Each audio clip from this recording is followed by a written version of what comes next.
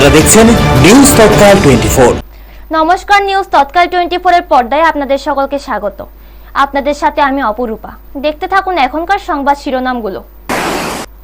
ADC নির্বাচনের আগে তৎপরতা বৃদ্ধি, ঋষ্যমুখীর তীব্রমতা ছেড়ে ৬৭ ভোটারের বিজেপিতে যোগদান। তেলিয়ামুড়ায় ২৪ বছরের যুবকের অস্বাভাবিক মৃত্যু, তদন্তে নেমেছে পুলিশ। ৬ বছরের লড়াই শেষে ন্যায় বিচার, শিশু ধর্ষণ মামলায় অভিযুক্তের ২০ বছরের জেল।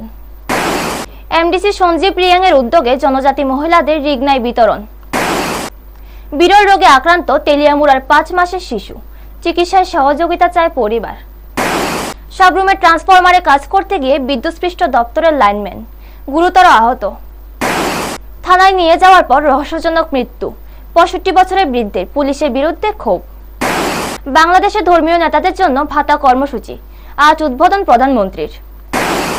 এখন সংবাদ বিস্তারিত।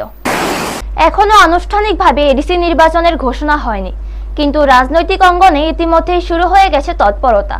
আসন্ন নির্বাচনকে সামনে রেখে এডিসি এলাকার বিভিন্ন জায়গায় প্রতিদিন চলছে রাজনৈতিক সভা, উঠান সভা এবং দলবদলের কর্মসূচি। ফলে নির্বাচনী আবহ ধীরে ধীরে জমে উঠতে শুরু করেছে।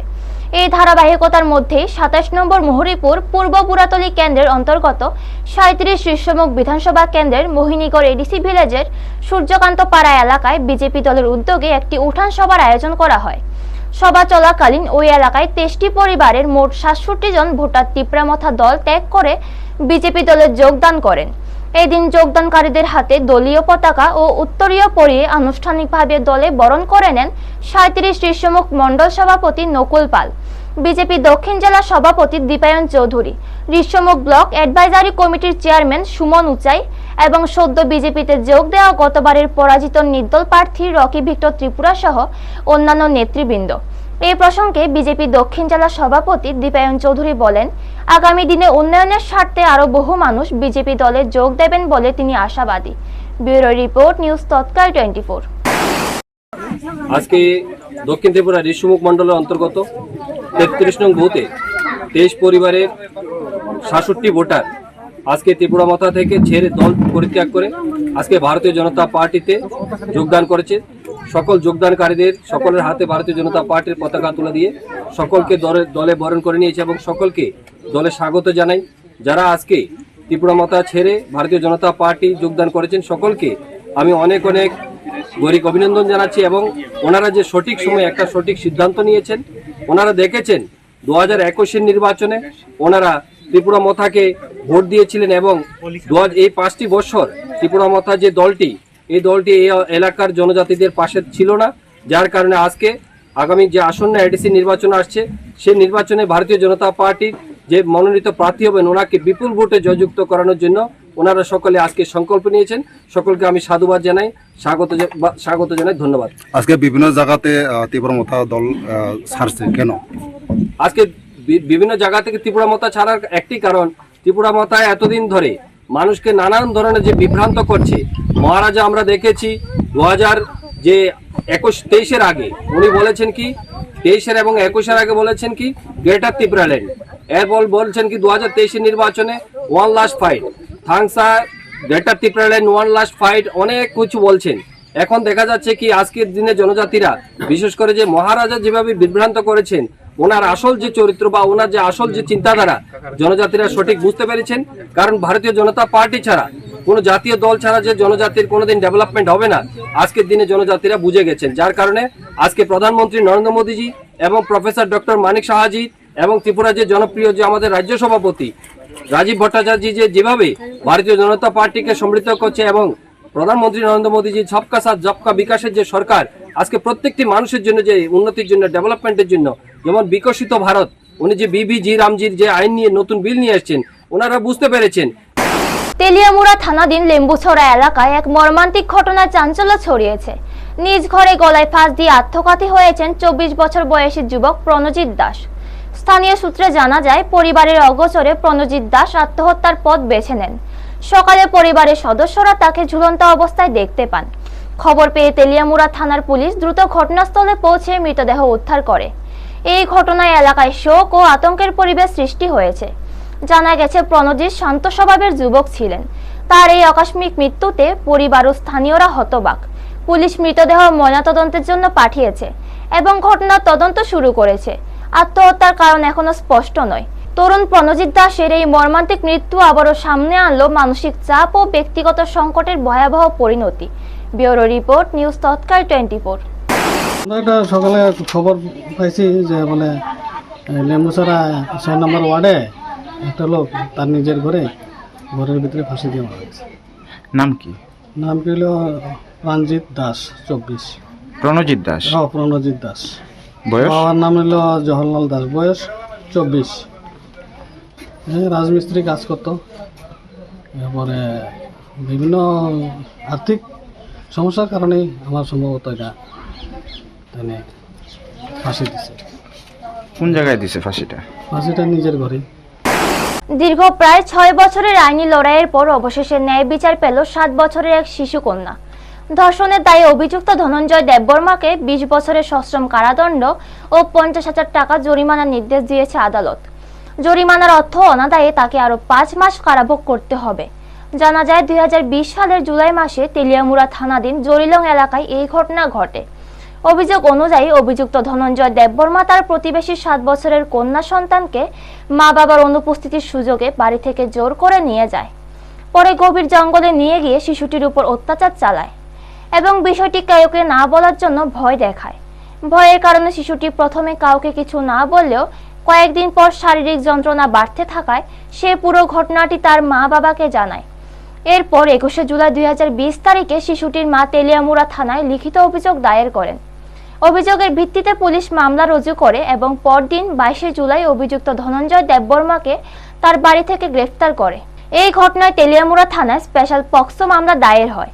মামলায় তদন্তকারী অফিসার তদন্ত সম্পন্ন করে 20 অক্টোবর 2020 তারিখে আদালতে চার্জশিট দাখিল করেন। দীর্ঘ শুনানি শেষে খোয়াই জেলা স্পেশাল পক্সো আদালতের বিচারক 13 জন সাক্ষীর সাক্ষ্য ও প্রমাণের ভিত্তিতে অভিযুক্ত ধনঞ্জয় দেববর্মাকে দোষী সাব্যস্ত করেন। আদালত তাকে 20 বছরের সশ্রম কারাদণ্ড ও 50,000 টাকা জরিমানার নির্দেশ দেন। জরিমানা অনাদায়ে অতিরিক্ত 5 মাস কারাভোগ করতে হবে বলেও নির্দেশ দেওয়া হয়। মামলাটি সরকার পক্ষে পরিচালনা করে আইনজীবী Ajit Sarkar. Bureau report, news Tatkal 24। In the month of July 2020, one minor girl, age about 7 years, was raped by Dhananjay Deborma of Chakmagat till under PS Tiliamura. In short, when victim girl proceed to his natural call, then the accused person forcefully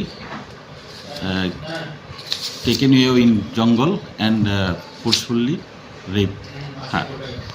Then after 3 or 4 days, when the victim girl narrated whole incident to her parents, then the mother of victim lodged this complaint before the Teliamura PS, which case number was registered Teliamura PS case number 77/2020 under section 276 AB IPC and 4 of POXO Act. IU Women SI Komalarani Murashing has submitted charge sheet on 20 October 2020. Prosecution side we examined 13 witnesses. After prolonged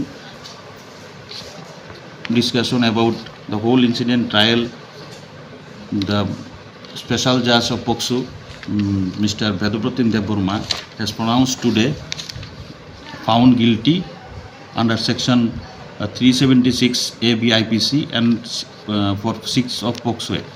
Imprisoned him to 20 conviction into 20 years conviction and fine ₹50,000. Santirbazar বিধানসভা এলাকার তাকমাছড়া ADC ভিলেজে MDC Sanjeev Reang এর নিজ উদ্যোগে জনজাতি মহিলাদের মধ্যে রিগনাই বিতরণ কর্মসূচি অনুষ্ঠিত হয়। এই কর্মসূচিতে এলাকার বহু জনজাতি নারী পুরুষ উপস্থিত ছিলেন। এমডিসি সঞ্জীব রিয়াং মহিলাদের হাতে রিগনাই তুলে দেন। রিগনাই পেয়ে মহিলারা আনন্দ প্রকাশ করেন। এই দিনের কর্মসূচিতে উপস্থিত ছিলেন প্রদেশ বিজেপি জনজাতি মোর্চার রাজ্য কমিটির সদস্য করুণা রিয়াং, মণ্ডলের সহসভাপতি রামেশ রিয়াং, সংখ্যালঘু মোর্চার নেতা জাকির হোসেন সহ অন্যান্য নেতৃত্ব। এই বিষয়ে এমডিসি সঞ্জীব রিয়াং জানান, এলাকার মানুষের পাশে দাঁড়ানোর লক্ষ্যে তিনি এই ধরনের কর্মসূচি করে থাকেন।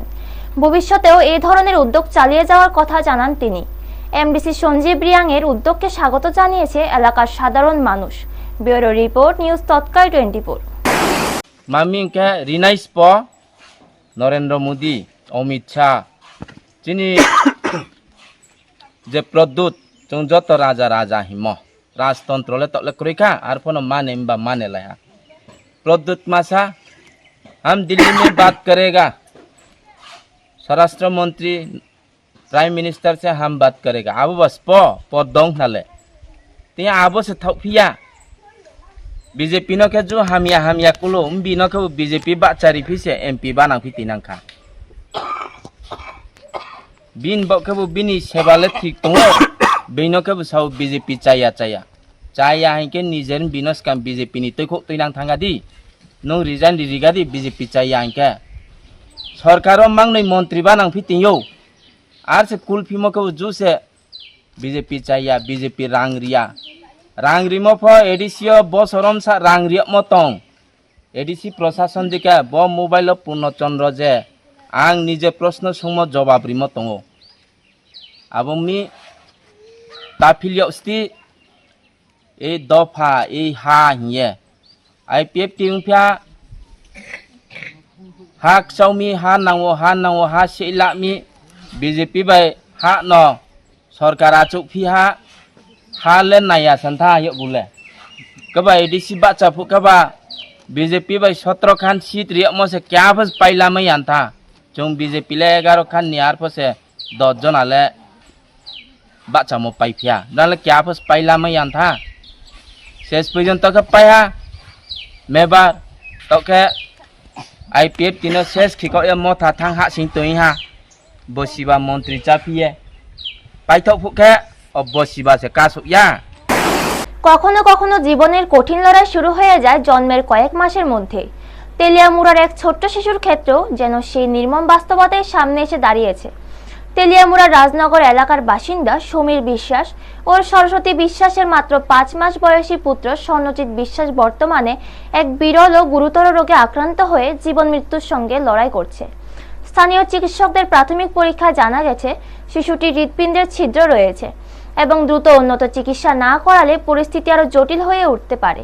চিকিৎসকদের পরামর্শ অনুযায়ী শিশুটিকে অতি দ্রুত বহিরাজ্য হাসপাতালে নিয়ে গিয়ে চিকিৎসা করাতে হবে।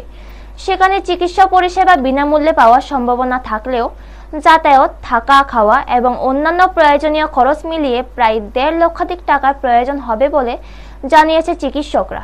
কিন্তু আর্থিকভাবে অসচ্ছল হওয়ায় এত বড় অঙ্কের অর্থ জোগাড় করা শিশুটির পরিবারের পক্ষে অত্যন্ত কঠিন হয়ে পড়েছে। ইতিমধ্যে চিকিৎসকরা জানিয়েছে 1 সপ্তাহের মধ্যে শিশুটিকে বহিরাজ্যে নিয়ে যাওয়া অত্যন্ত জরুরি। এই পরিস্থিতিতে অসহায় পরিবারটি সমাজের সকল স্তরের মানুষের কাছে সাহায্যের আবেদন জানিয়েছে। পরিবারের আশা সকলের সামান্য সহযোগিতা একত্রিত হলে হয়তো ছোট্ট স্বর্ণজিৎকে সুস্থ করে আবার মায়ের কোলে ফিরিয়ে আনা সম্ভব হবে।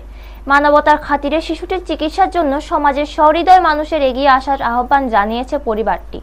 Bureau report, news Tatkal 24। বাচ্চারা একটু প্রথম শ্বাসকষ্ট ধরা পড়েছিল, তো তার মধ্যে 9/2 এবং 9/2/2026 জীবিতে তারা ডাক্তার দেখাইছে। ডাক্তার দেখার পরে ওখানে হার্টের সমস্যা আসলো, তো না যাওয়ার পরে এখানে তারা ট্রিটমেন্ট করার পরে যা আইলো আর কি, যে বাচ্চাটার হার্টে একটু ছিদ্র আছে। কোন জায়গায় ট্রিটমেন্ট করেছে? ট্রিটমেন্ট ছিল জীবিতে করার পরে, তো এই সব সারার পরে তারা আবার তেলিয়ামুড়ায় রেফার করা হয়েছে। তেলিয়ামুড়া ড্রলাক্সার আছে আরবি স্কিমের আন্ডারে এটাকে অন্তর্ভুক্ত করার মাধ্যমে তাহলে তার অপারেশনটা একদম গভর্নমেন্টভাবে ফ্রি করানো হবে। এই কথাগুলি আমাদেরকে জানান দেন আমাদের ডক্টর অলক স্যার। তারপর আমাদেরকে বলা হয় যে আপনারা বাচ্চারা বেশি দিন রাখা যাবে না, এভাবে এটাকে অ্যাপোলোতে রেফার করা হবে। আপনারা চেন্নাই আপনারা যতটুকু পারেন, যত তাড়াতাড়ি করতে হবে। তারপর আমরা কী করুন, আমরা এলাকার মানুষ অনেক ডাক দিছে তার বাবা, যে তার আর্থিক অবস্থা খুব করুণ অবস্থা, তার মানে চেন্নাই গিয়া আসা যাওয়ার মতন তার খরচ ভবিষ্যতে তার মধ্যে নেই। তখনকার আমাদের এলাকার কয়েকজন সমাজসেবক এবং আমরা সান মিয়া আমাদের এলাকার একজন সমাজসেবক, ওনার কাছে আমরা যাই, উনি আমাদেরকে সাহায্যের হাতটা বাড়িয়ে দেন। তারপর উনি আরও বলেছেন যে তার একটা সংস্থা আছে, ওখান থেকে যতটুকু পারেন উনি হেল্প করবেন। তো আমরা এই আশাটা পেয়েছি ওনার কাছ থেকে, এবং আমরা আশা করবো যাতে আগামী দিন ওনার কাছে আমরা শুভকামনা করি যে ওই শিশুটার জন্য যে হাত বাড়িয়ে দিয়েছেন, ওনাকে আমরা অসংখ্য ধন্যবাদ জানাই। বাচ্চার মার নাম বা বাবার নাম কি? বাচ্চার নাম স্বর্ণজিৎ ঋষি দাস, স্বর্ণজিৎ বিশ্বাস, বাবার নাম সমীর বিশ্বাস, মার নাম সরস্বতী দাস। তার অবস্থা খুব খারাপ, যদি আপনারা সবাই একটু সাহায্য করেন তাহলে অনেক ভালো হয় আর কি। যে বাচ্চার একটা ছোট্ট একটা বাচ্চার প্রাণ বাঁচার জন্য আপনারা সবাই যেভাবে হোক আমাদেরকে সাহায্য করবেন। বাচ্চাটার বয়স কত? বাচ্চার বয়স 5 মাস। কবে ধরা পড়ছে এই যে হার্টের ছিদ্র? এটা 9/2 তারা গিয়েছিল, এখানে যাওয়ার পর তারা ওখান থেকে ডাক্তাররা কিছু পরীক্ষা নিরীক্ষা করার পরে 11 তারিখ ওনারা বুঝতে পেরেছেন যে ওই শিশুটার হার্টে একটু ফুটা আছে।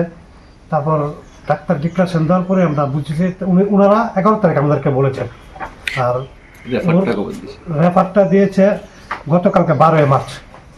রেফারটা দিয়েছে 12 মার্চ। কোন জায়গায় রেফার দিয়েছে? Chennai appeal hospital. আপনার নাম? আমার নাম শিশু দাস। আপনার কি হয় বাচ্চা? আমার পাড়া প্রতিবেশী। দৈনন্দিন কাজের মাঝেই কখন যে বিপদ হঠাৎ করে এসে দাঁড়ায় তা কেউই আগে থেকে বুঝে উঠতে পারে না। এমন এক দুর্ঘটনায় গুরুতর আহত হলেন বিদ্যুৎ দপ্তরের এক লাইনম্যান।